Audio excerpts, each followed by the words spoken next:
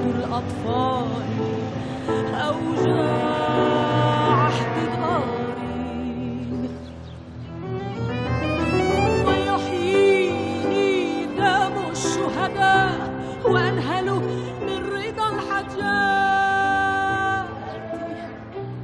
أنغام انتصاري هنا اليرموك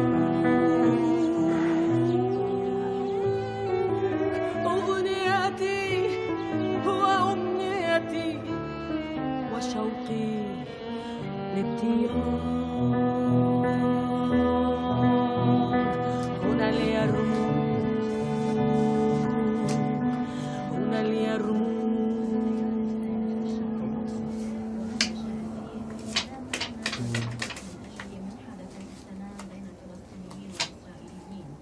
5 6 5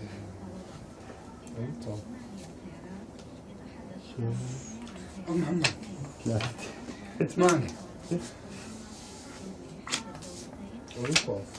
6 10 صحتين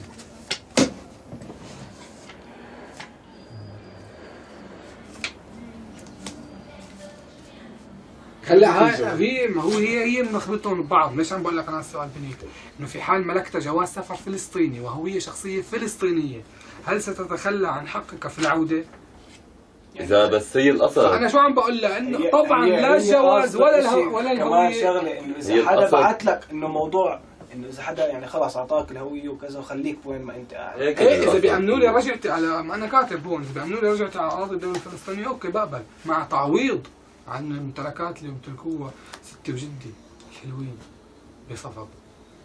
ستي وجدي كانوا عروسين جداد حلوين، تجوزوا سنة شهر 2 1948، وأرض جديدة وبيت جديد وصناجر جديدة، كله جديد بأرض كله جديد، مقلاية البيت كله كانوا جايبين كليين لبن حاطينها بالبراد.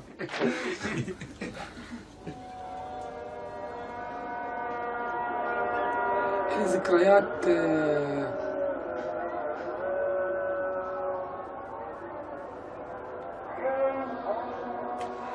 ذكريات ما بعرف أمحيها من ذاكرتي من المخيم. بحبه كثير،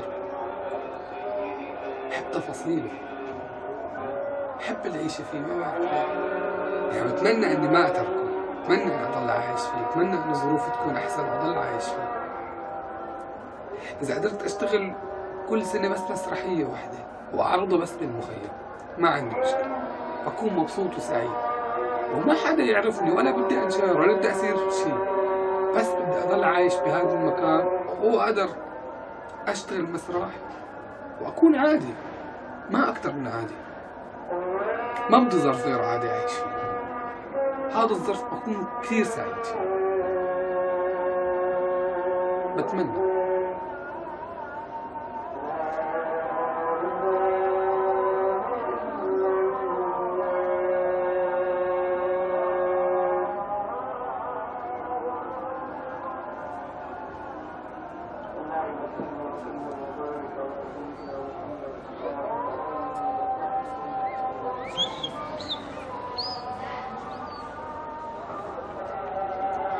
ما عاد عندي فكرة، ما عاد عندي أفكار بالسفر لبرا.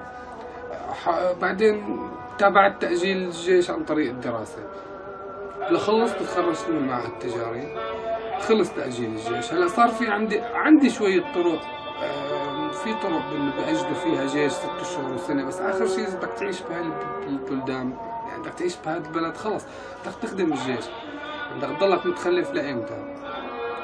فأنا هلا طالع أخلص من هاي الخدمة، أخدمها وانتهي منها حتى تصير أموري أكثر نظامية.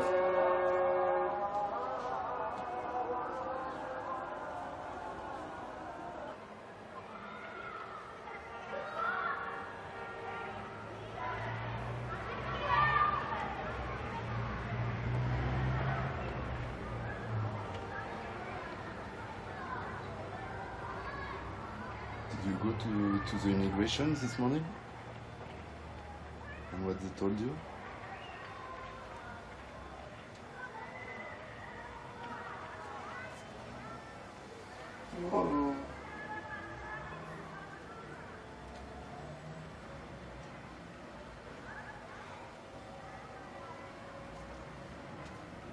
ليش بدي سفر الشام تولد الروح مرتاحة والوطن بتاعها. من هذا المكان أنت محروم من أبسط حقوقك حتى بالتعبير عن رأيك.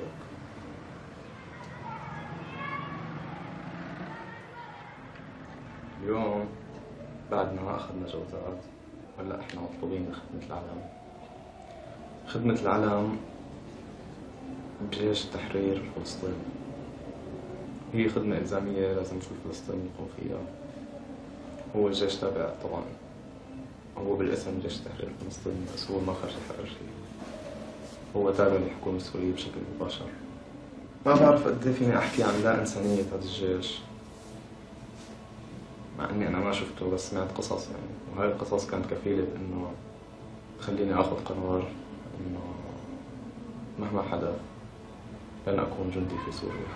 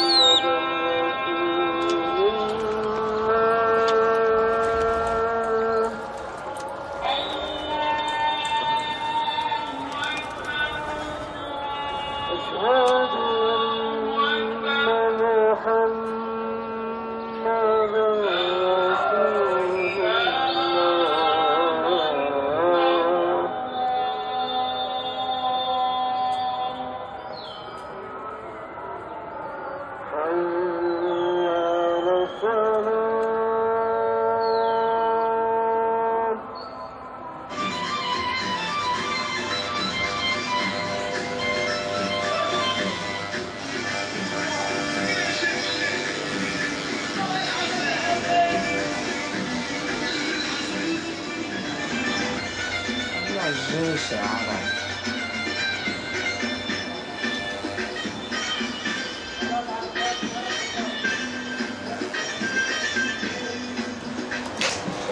شو ياخذونك في الشمع؟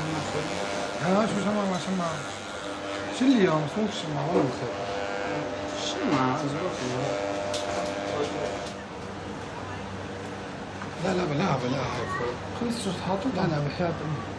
في شعر والله كثير. معلش بوجعوني كثير بحياة امك. في شعر ما عم بتحس هلا رح ينتهي شرك بكل الاحوال اخو حسان.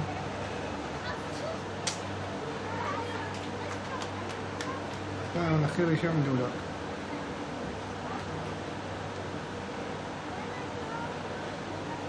الوجع واحد.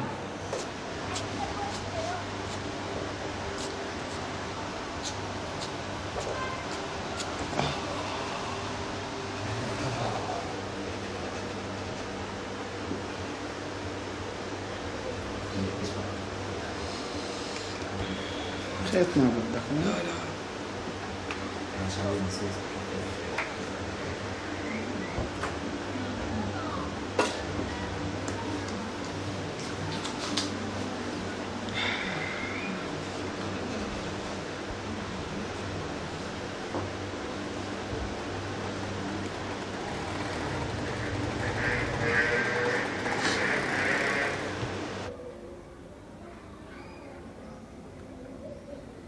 في المخيم تحب وطنا لا تعرفه ولم تره وربما والدك أيضا لم يره. في المخيم ترى صبية قساة الملامح شديدي البأس غلاظ الصوت.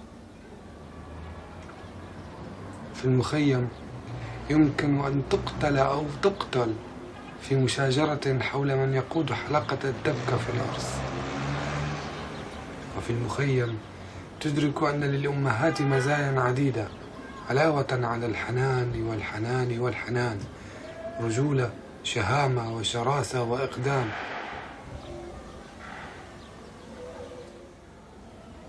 في المخيم قصص الحب غالبا لا تكتمل، حيث يسافر الحبيب إلى الخليج للعمل ويطيل الغيبة هناك وهي لا تنتظر، أو ربما تضطر ألا تنتظر. كل ما أعرفه هو أن فلسطين هي المخيم، والمخيم هو قطعة من فلسطين.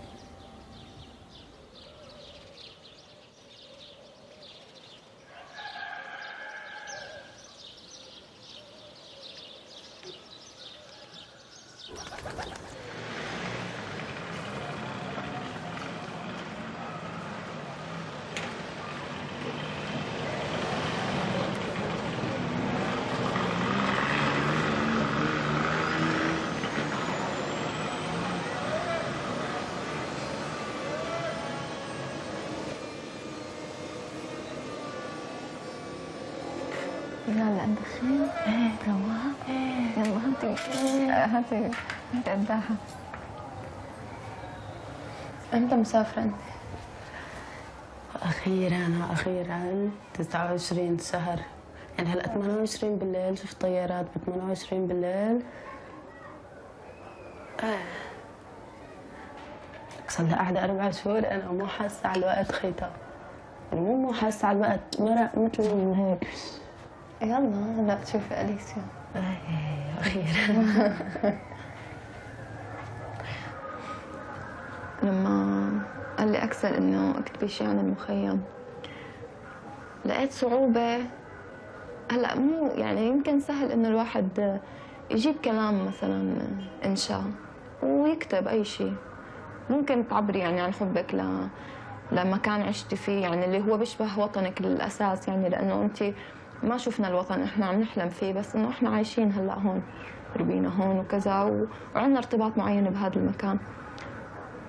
بصير في مشكلة وقتك توصفي مكان أنت عايشة فيه، تنتمي له بلحظة وما بتنتمي له، وبتحبيه وما بتحبيه، وراضيانة عنه ومو راضيانة عنه، وكثير أشياء يعني بدك تيجي توصفيه، بدك تيجي تحكيه.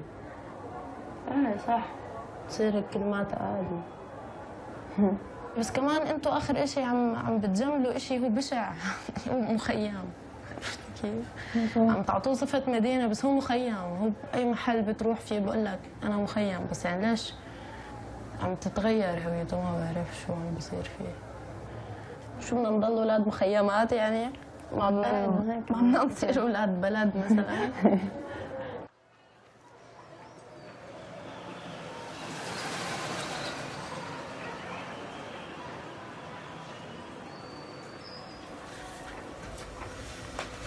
زين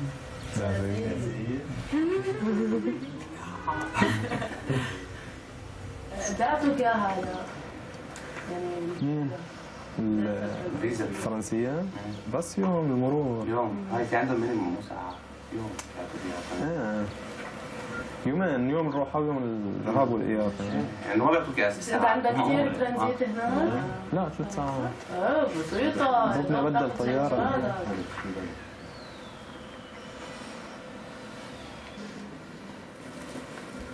معنا شي 100 كيلو. 100 كيلو ما بدنا نقول لكم اياهم. بلا قطعتين؟ هتشيلي بالمقلوبة بعيدة لأنه بالله؟ ألف مبروك يا رب. والله راسي أوسع مرة.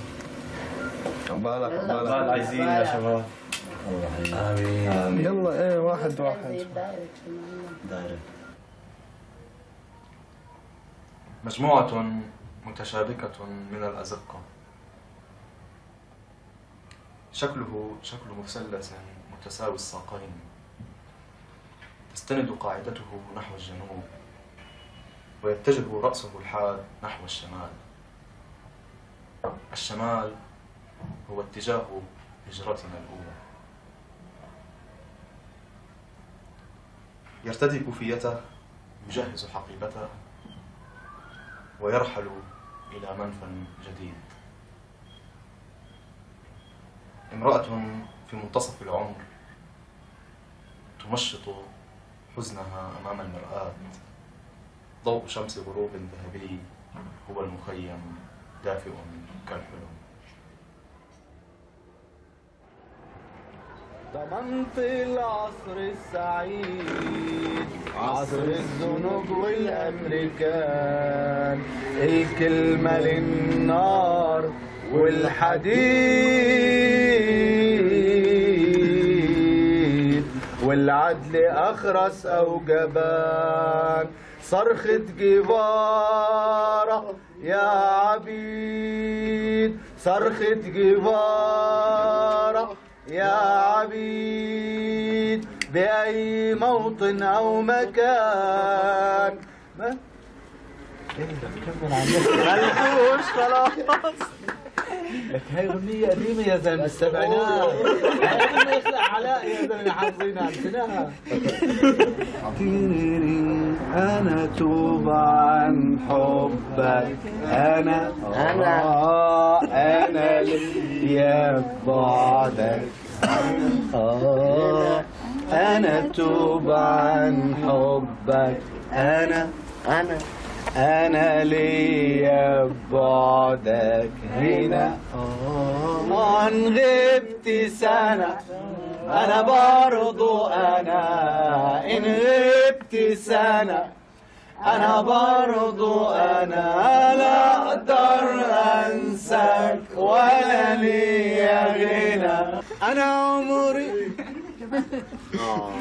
خلص خير. كف للشباب يا بس هاي سيمفونية يا سيمفونية. بس المشكلة إن أنا ما دارسين كويس يعني ما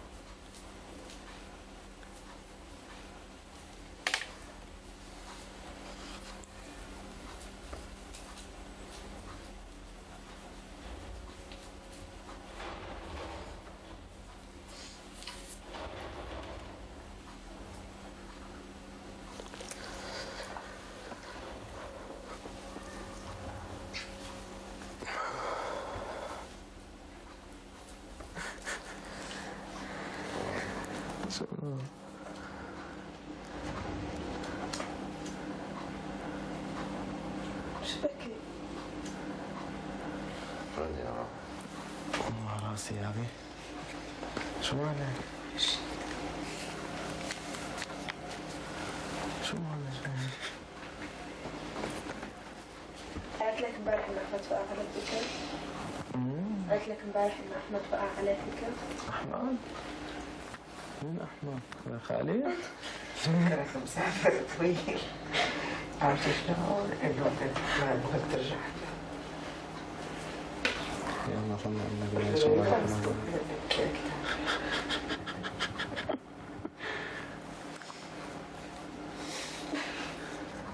ما رح ابكي. فظيعة.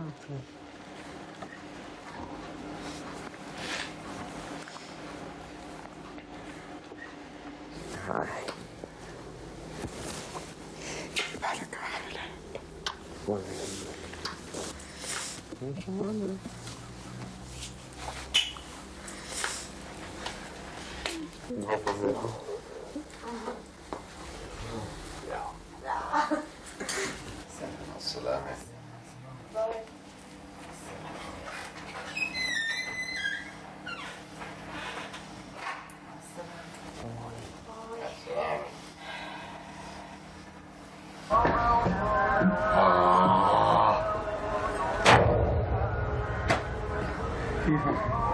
شو وقتك؟ جاهز للمتابعة؟ كيف حسن؟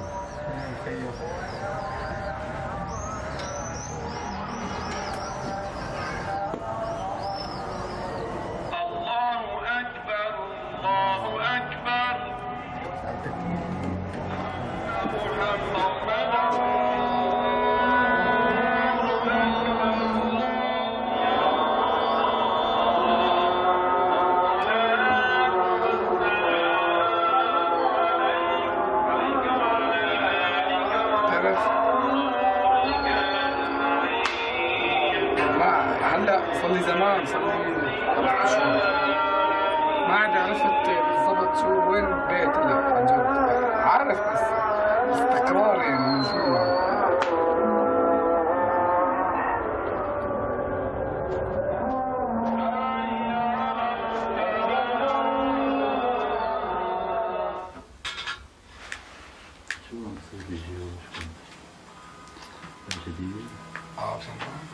شو عم بصير بالجيوش؟ شو عم بصير بالجيوش؟ شو ما في شيء، قضايا استثنائية وكذا. جيوش تافهة. مضيوات بعض. لا مضيوات كلها. شفنا هذا صار خبرتنا. ايه شو هذا خبرنا. عم حاول اسير. زي ما حكينا انه هلا في عالم لها علاقة بانه هي ما دخلت هذا الفن وكذا ومسرح. مظبطة يعني في وحدة في حدا مسؤول ولا لا؟ ايه اسمه اسماعيل. مش مشكلة مدني الزلمة مو عسكري. في عسكري مخرج. عسكري مخرج. ايه هلا عم بيشتغل هو العمل. صار له 6 أشهر بتسرح هذا البني ادم. تشتغل بتسرح تخلص من الجيش مع بعض حلو رائع. مش انه مكان مثالي بس اذا لقيت انه في جدوى حقيقية وعم بقدر اعمل اشي ما راح اتركه. ما راح اتركه.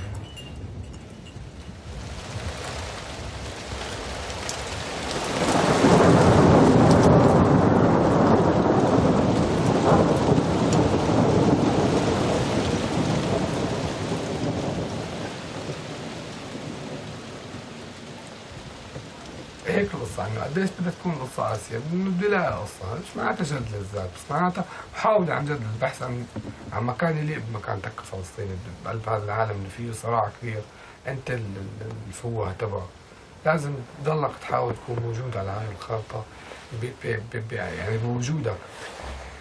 هذا الحكي يمكن ما يكون نشاط سياسي مباشر، يمكن يكون نشاط اجتماعي، يمكن يكون نشاط توعوي هيك بقلب مجتمعك الفلسطيني، بس هذا مو معناته ان انا عم بدافع عن هذا الواقع انه فيه مجال للشغل. طبعا احنا يمكن نتعب اكثر من غيرنا بكثير بمحاولة لايجاد شيء مهم على مستوانا الشخصي كافراد لاعرفين الله، في عنا حياة شخصية يعني اخر شيء مو جيدة بحكم وجودنا بهاي الدولة كفلسطيني ولا غير فلسطيني. وثانيا كفلسطيني شو في اعباء ثانية، فهاي دول لحالهم بكفي يعني مشروع المواطن بسوريا هذا مشروع مهم. اكيد المكان اللي بغير سوريا وين مكان افضل، بس المشكله مو مهم، المشكله اذا ما طلعت برا سوريا شو بدك تساوي؟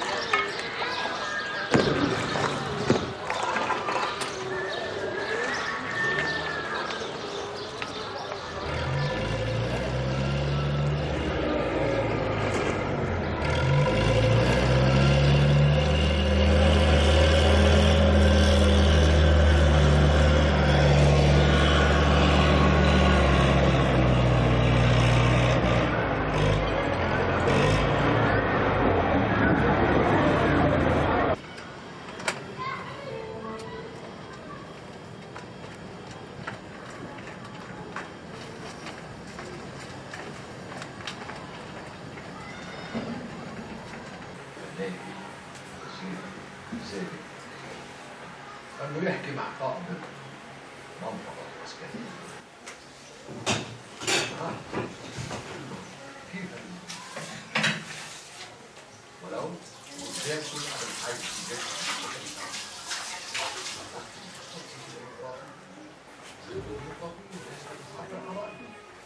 بولندا اختها ماجدة عم تحاول، مو عم تحاول، قالت لنا انه بيمشي الحال، بدها شوية مصاري الزلمة بدي يعمل لنا الفيزا. كل سيد سامي تفضل. تمام. طعميه ولا بعدين بيجي يتوفر؟ بعمل لي دعوة باخذ فيزا 3 أشهر فيني اروح طب فيها. قد ايه بدها المدة لتطلع هاي الدعوة؟ لهلا ما بعثنا انت جوازك ولا شيء؟ امبارح بعثنا رقم الجواز. 15 يوم ولا قد ايه؟ 15 يوم؟ يس امبارح بعثنا رقم الجواز وبعرف شو التفاصيل عشان تبعتن لهذا الزلمه عشان تعرف منه، لانه اول شيء بيعملوا تشيك بشوفوا اذا في عليك شيء مشاكل وهيك. بعدين بقول له هلا اليوم يا بكره راح يرد له خبر انه يا بمشي الحال يا ما بمشي الحال، قديش المده فيني اضل قاعد هون، لازم اطلع من هون، لازم اطلع هون. ان شاء الله واحسن، يعني احسن هاي الطريق احسن، بس ما هو احنا خايفين انه ما تزبط. هذه هلا هو حتى كمان بقول انه يعني حتى اللي بوصل لهونيك وباخذ لجوء وباخذ اقامه بلد، يعني بعدين شو بده يشتغل؟ انه في ازمه. احنا ما بعرف بس انت بتطلع شو بدك تعمل ما بعرف. الله بيسر. وما في، لا يعني ما في، مضبوط الوضع سيء كثير. اوروبا حتى باوروبا ما في شغل، ما في شغل.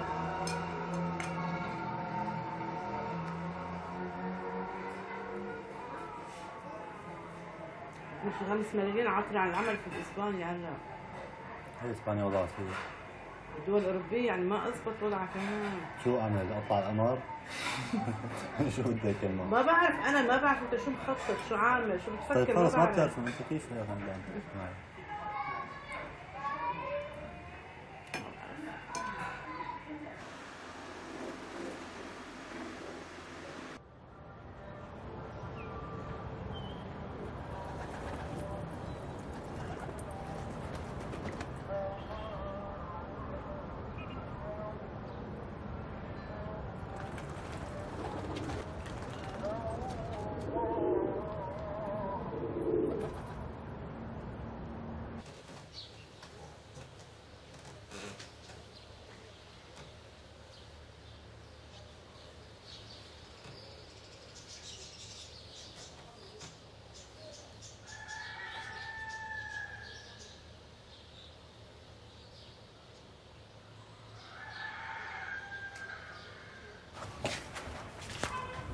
اطلع جرب انت اول اشي.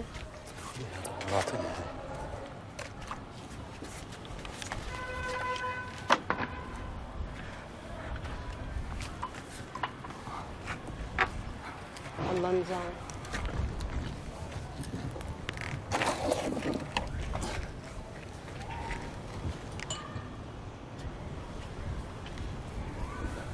امسك. وين عندك الماي؟ طلعته.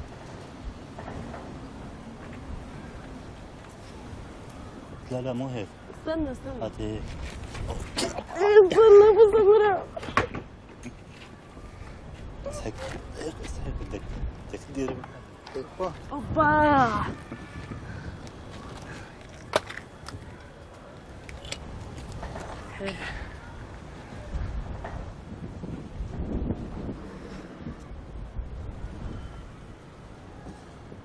ليش ما راح يجي معها؟ والله ما بعرف اذا هو بده يجي ولا انا بدي اطلع والله يا ابو سمره، بس ما بعرف شو بصير معي. انا هون مشان امي ما بعرف لا اطلع. ما هي اول شيء بتقول لك تشجعك، يعني بتدفشك قد ما فيها، ايه جرب وروح وكذا وادرس برا وجيب شهاده وكذا. بس بعدين بصير وقت جد انه انت هلا بدك تطلع وكذا بختلف الموضوع عندك. بس انا ما فيني ابقى طفلة الى الابد يعني. ايه بس تصير تروح وترجع انت يعني. ما هي مع انه بلحظه زهقت منه ومليت منه. عن جد احبطت بس ما تغير صح؟ ايه والله هدول اخر يومين يعني بالاخر فتره بالاخص صار كثير يعني قاسي شوي الموضوع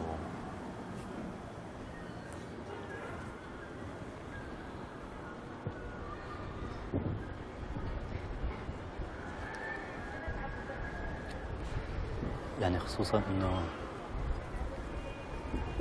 بس سافرت سليم. هلا هو طبيعي، الشكل الطبيعي انه هو صعب الموضوع، هي هناك وانت هون، اللي بيجي من هناك كنا جايين من هناك من ورا، اللي بيجوا هيك افواج افواج. هلا بس بلش تعتم، الصبح كمان بيكونوا جايين واحيانا بيكونوا رايحين حسب الكشة.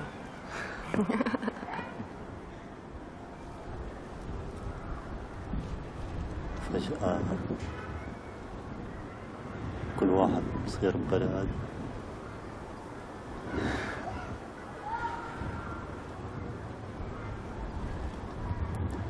عن جد فجأة صارت لما انتشر الحياة فجأة. من جد الحياة فجأة ضغطتنا.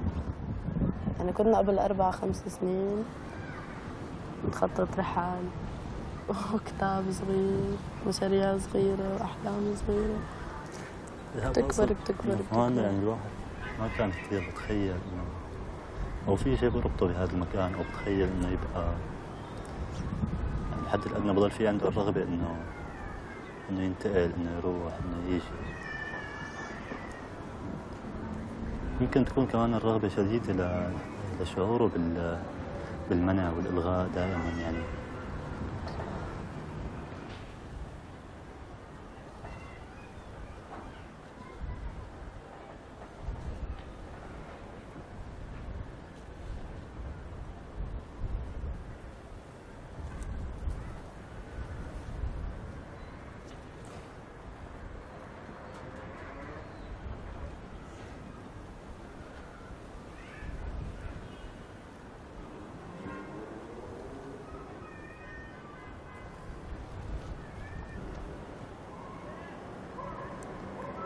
هداك الزلمة شفتي لا تطلع يعني بركب شادر، قاعد يأشر لي بإيده إنه شو عم تصوروا، يعني شو عم تعملوا، وكأنه هو يعني متخيل إنه نحن هلا قاعدين هون عم نتلصص عليه وعلى عيلته وعم نحط كاميرا عشان نصور له مرته مثلا.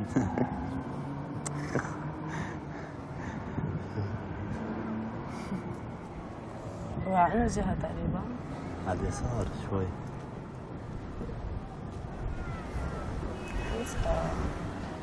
شو يعني هذا شو بوقف على الشباك لا تطلعي بس والله. هذا بوقف على الشباك وبحط الموبايل على داني يعني على اساس انه عم بتصل بحدا. يتصل ليش هذا الحدا مشان شو نعمل؟ ما بعرف. تفاهم معه. العالم هون عن جد يا زلمه شغلتها تراقبك. اوكي.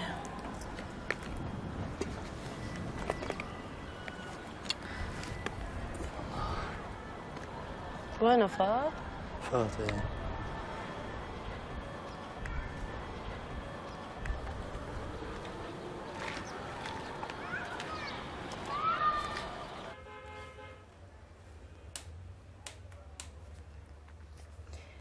مخيمي هو مكان لا يتسع للأمل، ولا غدا دونه بلا أمل. هو مكاننا القصري ومنفانا القبيح الذي أحسننا صنعا في تجميله. وجدنا فيه قصرا وتأقلمنا معه لإدراكنا أنه ليس وطنا، انتظرنا فيه وطنا ينتظرنا.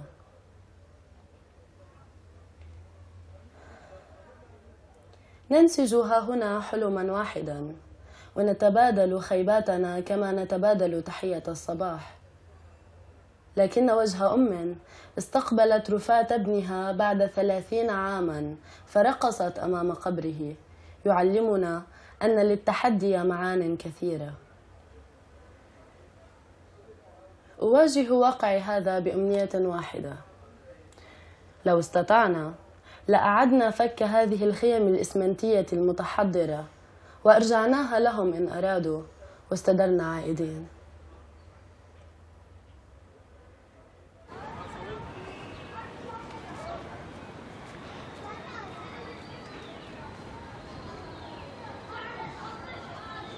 لما تيجي على مخيم اليرموك لا تنظر لمخيم اليرموك هلا، يعني تطلع له بالسبعينات كنت تشم ريحة عبق فلسطين فيه، وعبق الثورة وعبق الفصائل وعبق انك فلسطيني. هلا هذا الشيء افتقدته، هذا الشيء فقد. هلا انت اطلع على شارع اليرموك ما بتشم عبق فلسطين نهائيا، ولا بتتذكر انه في شيء اسمه فلسطين. يعني بتشوف انه الظرف تبعنا افضل؟ ايه ما في نسبة. هلا الظرف تبعكم افضل ليش؟ نحن بكل شيء، بالفن، بالثورة، بالمقاومة، الفن الظرف تبعكم افضل من عنا. نحن كنا عايشين بكذبة كبيرة اسمها القومية، واسمها التحرير، واسمها النضال. عايشين بأحلام بأنه بس انتوا هلا عم تتعاملوا بواقع، تتعاملوا بأنه عارفين شو الحقيقة الموجودة. احنا ما كنا عايشين. لا إله إلا الله. يعني هلا في بديل. هلا ما عاد في بده الشاب يدرس اجباري لانه ما في الا دراسه. زمان كان دائما يهدد باني بلتحق بالثوره او بدي التحق بالثوره او الثوره بتامنني او الى اخره. هلا صار عنده امل انه ما في عنده الا الثوره الا علمه. هلا والسفر بعده هاجس اليوم بس بطريقه مختلفه. ايه السفر بعده هاجس الشباب هلا، بس هلا زاد، يمكن اقوى كمان. هلا اقوى وزاد هلا.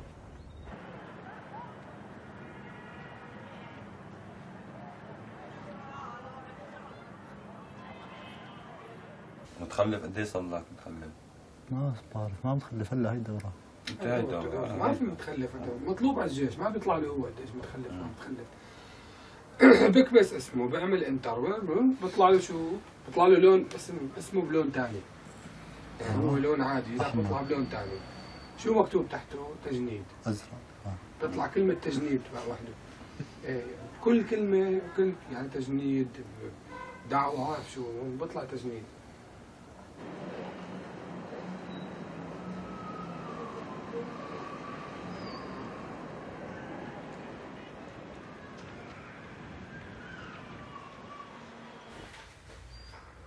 بحس هاي نحفان بطلع سمنان. يا عم تقيل يا مطلع.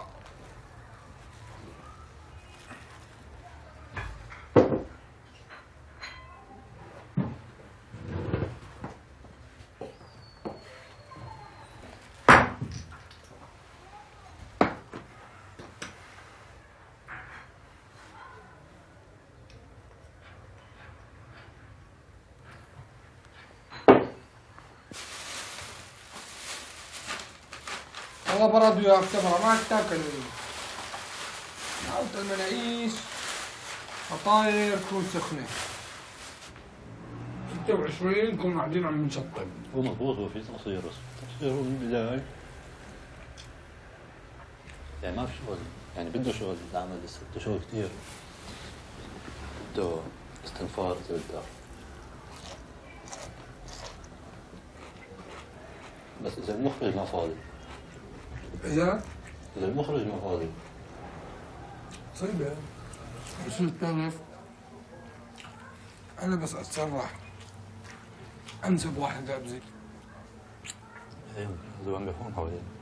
أنا أنسب واحد بالعالم أبزي. مدني. شاب صغير. شغالين مع بعض. بفضل عليك إنه عم يعطيك فرصة ذهبية. بيعرفك. ضامن شغلك. شغالين مع بعض. كذا يا أخي، يعني إذا أخذك عند اللواء بتحكي تعبر. بيهمنا إنه هذا الحوار الحكي فاضي.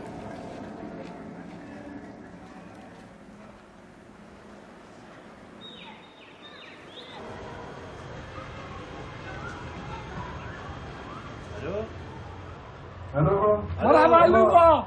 لول هاي علوبة. كيفك ابو علوبة؟ والله راسي شباب. شايف وين انتوا ليش مو طالعين؟ ليخنا طلعنا شفتنا؟ اطلعوا يلا هلا طلعت. دير بالك خلينا نطلع لك ها. لا شوف عم مثلك شباب سمراء هيك. ايه عسكري لانه ربه معلم، انا حرقت له بايدي يا بعلوبة. ايه وشو في اخبار انتم خيا؟ شو بدك اخبار؟ خي عندك شو في اخبار؟ خفضوا الجيش 3 اشهر. يا سلام. صار سنة ونص. شو ثورات ما ثورات درعة ما درعة. ايه نظامي درعوية الراحة. مزح خيا علاء. لا تصدق مندسين هدول، كذب مندسين ها؟ ايه ما في شيء. شوي ثاني بطل. مندسين يا ثوري. ما في شيء مدام مش رايديني. ما في شيء ما في شيء ها؟ ما في شيء. طمني كيف المعهد؟ سلامة. ايه شلون لقيت؟ هاي مرة كنت اول ظريف والله ظريف. حلو الواحد يدرس يا معلم. خلصنا دراسة روحنا على البيت. يرموك هيك. ايه هلا انت فيك تشوف اكثر مني. انت خيب هلا انت عندك اسئلتك، عرفت شو اسئلتك تسالها لحالك. عرفت؟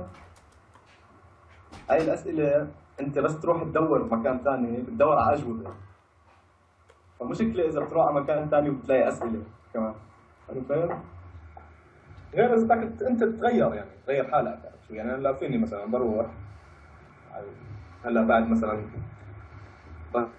باخذ اقامه بروح بغير اسمي اسوي مثلا فرناندو، عرفت شو؟ ولا بعد شوي باخذ جنسيه مثلا تشيليه بصير شيء، بصير بحكي اسباني وبصيروا اولادي يقولوا كمان نفس الشيء انه والله ابوي فلسطيني بيحكي عربي. تمشي الامور. عرفت؟ هيك فينا تزبط يعني. بس بدك تنسى هذاك الفراغ، بدك تنساه يعني. تشيله من راسك. بعين الله اخي علوبة، بعين الله. المهم هلا معلم اشتغل سلمة هلا واستمتع بهال4 سنين وما بتعرف شو بصير بعد هيك. هلا المنطقة كلها هون عم تنتعف نعف. منطقتنا هون عم تنتعف نعف يا معلم. يلا سلام ابو علوبة حبيبي، مع السلامة. مع السلامة. سلام.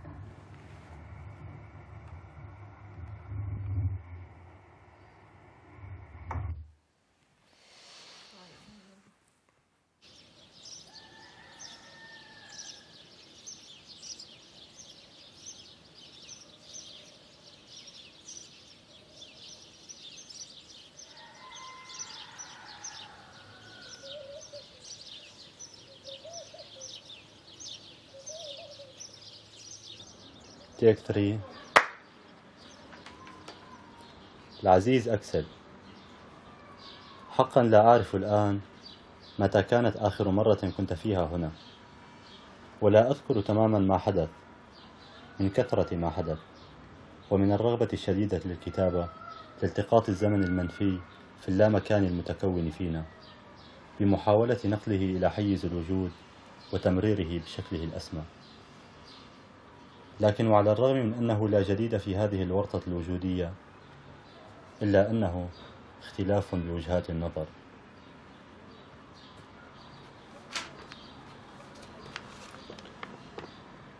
انتهيت من الخدمة العسكرية قبل شهرين ولم أشعر بشيء جديد. بدأت التحركات الشعبية في سوريا وهي الأولى من نوعها في هذا البلد، وقد وصل تأثيرها إلى المخيم أيضا من فترة قريبة. ربما الحدث الأهم هو أني بدأت ببناء بيت جديد على السطح، وبدأت أشعر أنني جزء من المخيم أكثر مما سبق. منذ بضعة أشهر بدأت أحس بقساوة الحياة وحلاوتها في الوقت ذاته، فقد حصلت على عمل جيد مع أني لم أنتهي من دراستي بعد، لكن استقراري مع شريكي جعلها أقل سوادا في بلد يحاول الحياة من جديد، والذي لا أدري إلى أي مآل ستكون حالنا فيه. أما المخيم فما زال كما هو، سوى بعض الطوابق الإضافية التي ربما ستحوله إلى مخيم فوق مخيم.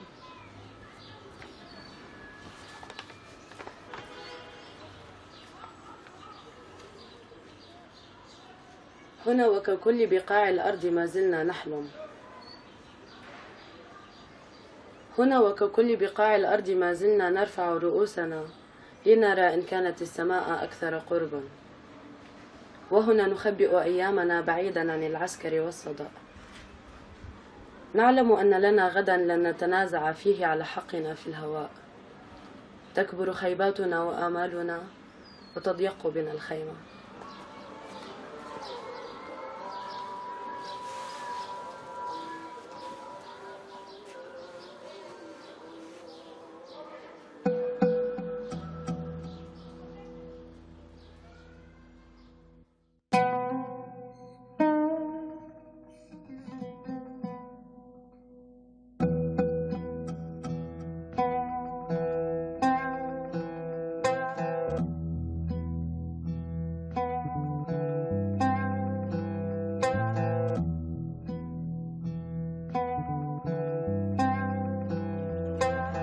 بيحاولوا يلعبوا براسي بيضغطوني سايكولوجيا، بقولي مرتك عم بتخونك يوميا، عارفه عم بكذب الصورة وضحت، عارفه عم بمثل بس الكذبة لسه بتضغط، بتذكرني قديش انا هون ضعيف، قديش انا عاجز بس ماني قوي، اخرتي برا هالحيطان خارج، ورا هاي الحدايد الوقت اخذ معنا تاني، اليوم صار ساعة والدقيقة صارت ثانية، احيانا بتساءل ليش مش قادر اتفائل، الصحن بكب على الارض يا ريته بتاكل، وانا طفل علموني السجن للمجرم اللي ناوي يأذيني، هون جريمتي انولدت فلسطيني، حرارة البلاط بتقولي اذا برا ايلول او برا شباط، بتذكر عيلتي السما والانبساط، قد ما يحطولي حواجز ما بنسى المواسم، ما بنسى 48، ما بنسى المجازر، ما عم بعفن، بعرف انه اليوم جاي ما راح اعفن، بعرف انه اليوم جاي ما عم بعفن، بعرف انه اليوم جاي ما راح اعفن، بعرف انه اليوم جاي ما عم بعفن، بعرف انه اليوم جاي ما راح اعفن، بعرف انه اليوم جاي ما عم بعفن، بعرف انه اليوم جاي